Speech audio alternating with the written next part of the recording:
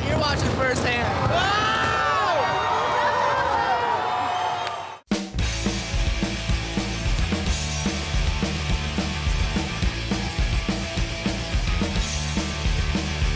Well, you know who's number one, don't you? It's you.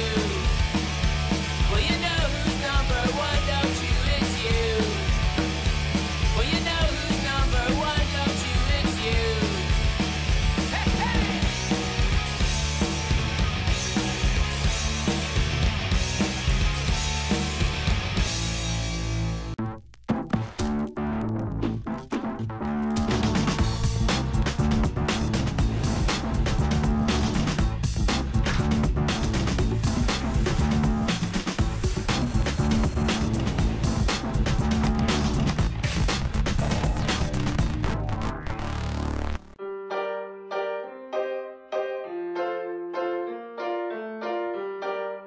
I just remember this ride I caught. It was my first real barrel, you know, or I thought it was a barrel. I don't even know if it was, but I just had this insane wave. It was a big wave for me to catch that age, and I caught it, and I got barreled. And well, I think from that point, it was just the sheer joy of surfing, you know. From that point, it was, you know, at such a young age, you know, it was just being so happy about, like, how awesome that ride was and how you just want to get that feeling again and how you just want to surf. And that's just what it was all about, was just surfing and, you know, just wanting to catch another tube. And I think that's what surfing's all about. You'll always have that feeling of you just want to get out there and catch another good wave and ride another barrel.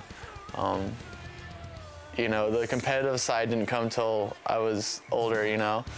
Corey was always trying to keep up with his older brother. He was very competitive with Shay, and it was always about being better than Shay. There was an article early on in their careers as I want to beat my brother. And it was all about that. It was just trying to be a better skateboarder, as good of a surfer, as good of a soccer player, you name it. Corey was right there, even when it came down to the grades in school. When we were kids, we didn't get to surf much, so when we were in a contest, it means we were surfing. And the better we did, the longer we got to surf that day. We wouldn't go home till the final was over. We lost in the quarters, we might go home after that. So, do good, surf more.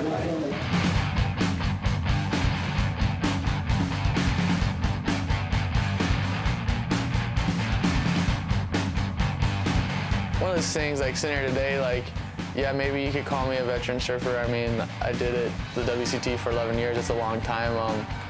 You know, there's only a handful of guys that did it for that amount of time. And, you know, it was a privilege to do it for such a long time and to have such a great experience on it. You know, the tour was so good to me, and you know, I made so many good friends around the world and surfed so many good waves, and had some awesome heats, some awesome events where, you know, sometimes things go your way, sometimes they don't, but sometimes it's still just a good experience, win or lose.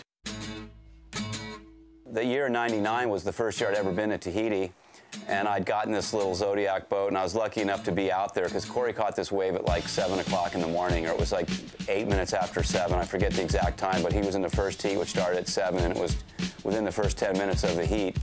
And I see the set coming, and I'm like going, oh, here comes another one of those waves that no one's going to take off on. And I kind of started to look around a little bit, and all of a sudden I saw Corey paddling into where you have to be to catch the wave. And when you paddle into that spot, that's a spot where you have no choice but to go for the wave. I was going crazy trying to get the water off the front of my camera real quick, and you know, you could tell it was something epic. I mean, you know, everybody was hooting and hollering, and at that point, it was the first time anybody had tried to paddle for a wave that size, you know? You know, you learn a lot in those moments. You know, I took that heat, I caught those big waves. Ultimately, I lost that heat. You know, would I surf that heat the same again now? By catching those big ones that day, it helped my career a lot. So it's a double-edged sword, you know? It helped propel me to another level in my surfing, but I lost the heat.